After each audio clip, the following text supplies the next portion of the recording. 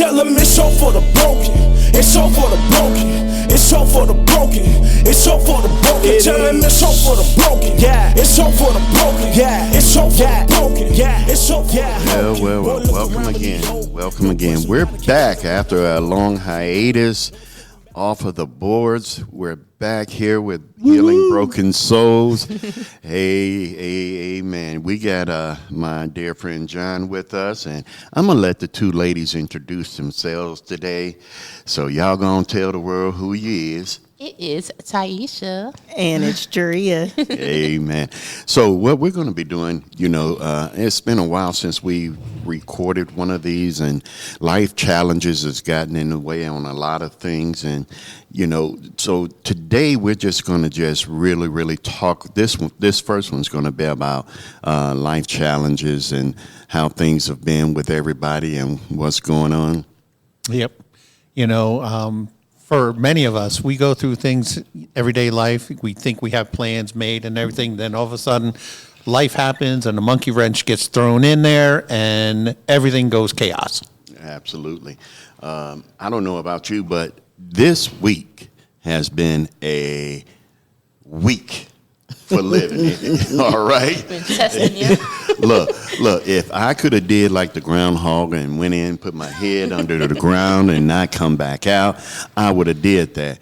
But, even with the life challenges that I faced this week, I realized that you still got to move. Mm-hmm. And you just can't stay stuck in your here and now. The world won't stop for nobody. It really won't.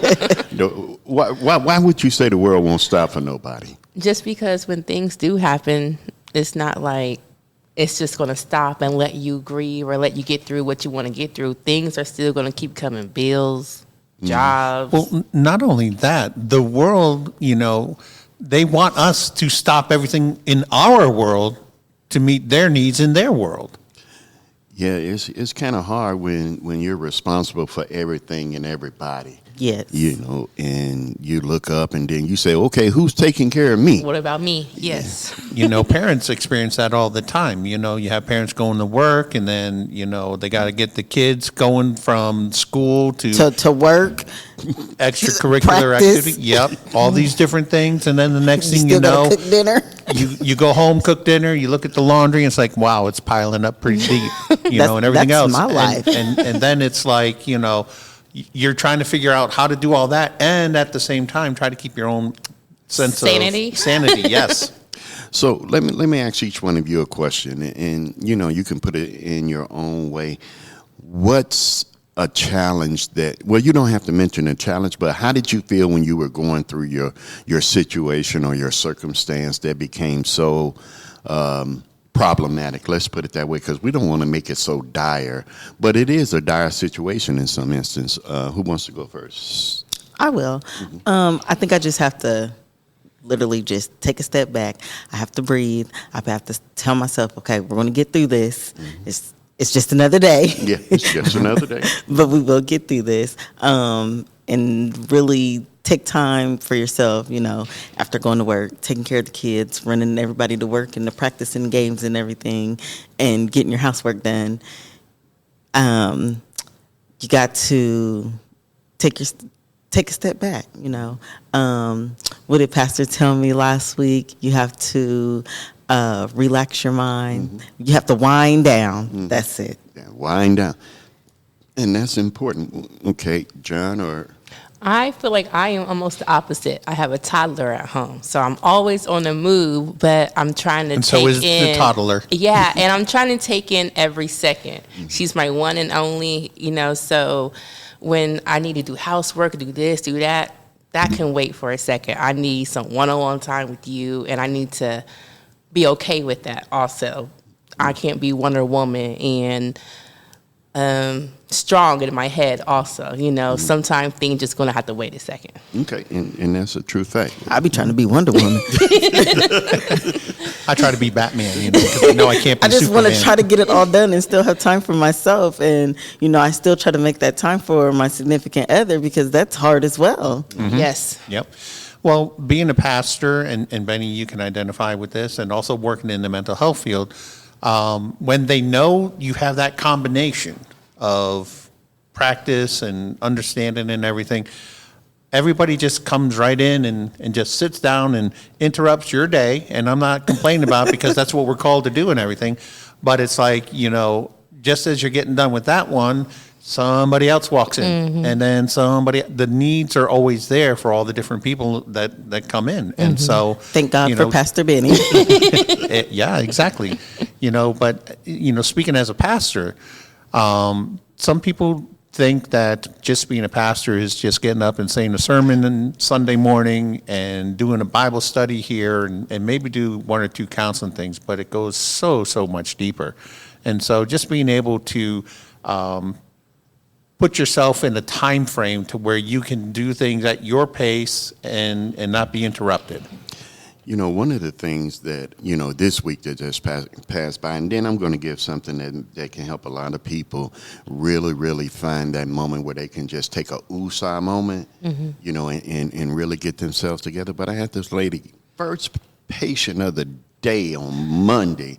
I walk into the office and, I'm feeling good and I said, come on back and, my name's Benny, we're going to help you out today, so what are we here for? And she just, don't you know? Don't you know why we're here? Ain't it in the computer? And I said, okay, Benny, don't say nothing. Just breathe, son, just breathe. I said, well, we'd like to get the information from you, your personal perspective. Well, I see you not into this today. I said, whoa, because you done just crossed all kind of lines, sister. I'm finna tell you what Benny Powell want to tell you, not pastor. This is where God makes you the lion that's in the Daniel's den and shuts your mouth. Oh no, God had to come all the way from heaven. That's what I'm saying. He's still holding it shut. And shut my. I'm the therapist now. Now I need counseling. Okay. And then my number is. And so I'm sitting there and I'm like, whoa! I don't even know you, lady. You've been in my office 2 whole minutes, and I'm looking at the clock too. And I said, you know what? Maybe you're right. Maybe this is not for us today. She said, no, not for you. I said, come on, Benny, just bag the train up. I said, well, you can always speak to another therapist. Well, I guess I'll do that. Well, I guess you will then. Thank you. Have a nice day, right? My supervisor comes in 5 minutes later. I just got a phone call about a patient that said you kicked them out of your office. Now, wait a minute. I said, whoa. I've been counseling for 20 years and I ain't never had nobody say that. So it goes back to how do you regroup when something so off the wall and so untrue comes your way or a situation shows up and you're like, now what? You gotta guide them back into reality, I've had people do something similar to that. And it's like, well, don't you know type thing. And it's like, well, even if I do know, that may not be what's on your heart today. Tell me what's on your heart and what you want to talk about. No, I wasn't thinking that. Well, I know, but that's what you have to do is you have to. It's so hard. After you take, yes, it is. It is. Yes, it is. The hardest thing. You take that breath to regroup so that, first of all, if you're like me, I have one of these quick tempers that, it takes me so far up to get it, but man, once you get it, you might as well look out because Mount Vesuvius is going to go all over. But the thing is, if you know yourself well enough. Well, when you find yourself in a situation like that, and you guys tell me if I'm wrong, you really have to look on the inside and say, okay, is it me or is it them? And when you find out it's not you, you got to do something different. Okay, What were you going to say? I was going to say, and sometimes it could be the person or the situation. It could be the words that they use. But sometimes your words don't come out the way you really expect them to come out. It's a tone with me, It's how you say it, Don't speak at me. Speak to me. Yeah. And the body language, too, that goes along with it. I work on that at work. I work in a healthcare situation. And so my body language is everything. Yeah. But the one thing about it is that people, even the most professional people, don't realize that they lose control of their body language and their tones at times. Tone does matter. Okay, Yes, it's not it does. what you say; it's How you say it. Yep. Okay, even if that you come home and you don't regroup from a bad situation, you say, "Hey, honey, how was your day? How was your day?" Really? I'm just gonna go in the car and I'm gonna sleep in the truck. At Well, least. you talk about the body language and everything. I can have great composure and everything, but I have a tall tale sign that I'm hot under the collar because my face turns beet red, and Facial I'm one of those guys expressions, yes. where the red just goes poof, and I can't hide it. And it's like, oh, what's going on with you? But I guess being black, you don't turn beet red. So we can hide that. It's our facial expression, especially I think as a woman, my face tells it all the time. Okay, so we've gotten to the point where we know there's a problem, right? Yes. So let me introduce something that I think is very therapeutic and spiritual at the same time. It's called being hooked and unhooked. Okay. And if you've been working with me in counseling, this has come up, okay? Unhooking from your negative emotions and moving toward a more positive way of thinking. You've heard this before. Yes. But at the same time, you have to do what we call being grounded, okay? So, and the best way to do that is that you sit kind of erect in a chair or get relaxed in the chair, put your hands on your knees, close your eyes and ground your feet like into the floor and let all the tension flow down into the floor, and you just grasp one sound in the room. It could be a fan, it could be the TV, or it could be the dog barking, or whatever you got in that room, and you just sit there for a few minutes, and then taking deep breaths and just releasing all that tension. Now, I know some people that they will take their shoes off, and if they have a carpet underneath, they will use their toes and grab at it, and it's sort of like a self-soothing type thing. Yeah, and then once you get to that point, then you can say, okay, what are my negative emotions? What am I feeling that's unhealthy for me right now? And then once you find that, then you can go to the other side. What can I replace it with? And then you can find a way of doing things. Another quick meditation thing is to pick up your hand, just like with your hand in front of your face, and just rub your fingers along each one of your inners and outers of your finger, and you feel the sensation of it. And you keep doing that with your eyes closed as you sit as well. And each one of these little tools can help a person calm down, regroup, or whatever you want to do. But it helps you pull back from the situation that became so unmanageable. You can do it in a car, you can do it at work in your chair, you can do it if you're riding a subway, a bus, so long as you can get yourself regrouped.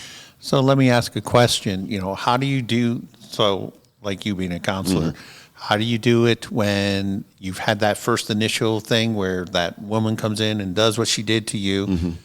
The next time she comes in, if you're connected with that person on an ongoing basis, how do you overcome that moment to be able to say, I'm not going to let this moment interfere with the future moments that we have? Well, I think one of the best things you have to do, and this is what I teach a lot of people also, is to ask yourself, what's the benefit of me saying or doing what I'm about to do? Okay, what's the benefit of me losing control? What's the benefit of me losing potentially my job or the respect that I've garnered for so long? But isn't it a natural response? I mean, you see that person, you look on the list, and that person is, and it's like, oh Lord, yeah, not this one, not this one again. I'm not ready for it today. You have to realize that we're all emotional creatures, and we have our base emotions, love, anger, jealousy, whatever the case may be. But if you practice these tools and you practice what we call emotional regulation on a consistent and steady basis, and we're going to talk a little bit more about this as we go into the other episodes, I think that's one thing, like with anger, nobody really teaches people how to handle anger. You know, when you're young, the mother says or the father says, "Stop! Don't do that," but they never tell you why. You know, so you have. Yeah, they do. They say, "I said so." Well, you know, even now that's not good enough. Even as adults, you know, people go on their jobs and somebody said, "Well, do this," and they said, "Why?"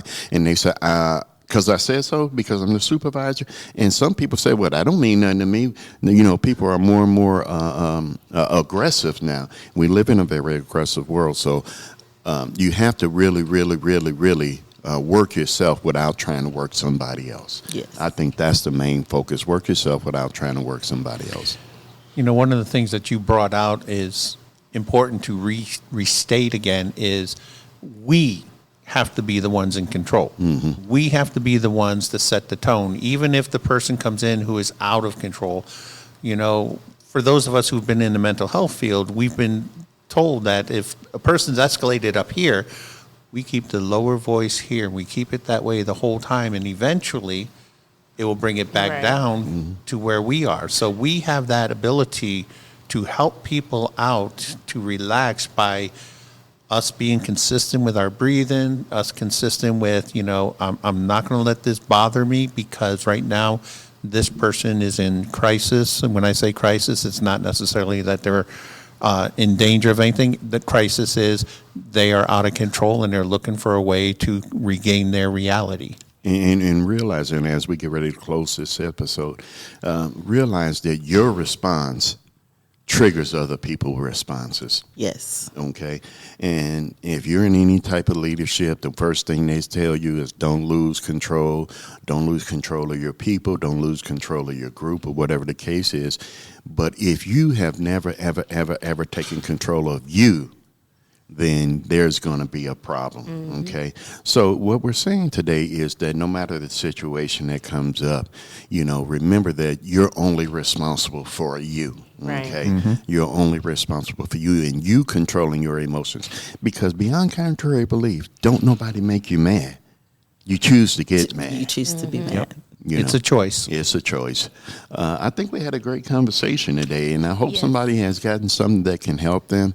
Again, you know, we're here to help heal things, not break things. Amen? Amen. Amen. Amen. Yep.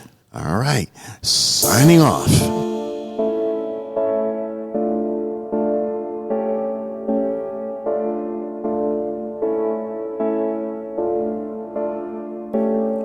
Look around, we need hope. Dark world, we need hope. Broke world, we need hope. We all need hope, need hope, need hope. Look around, we need hope. Broke world, we need hope. We all need hope. But tell them it's hope for the broken.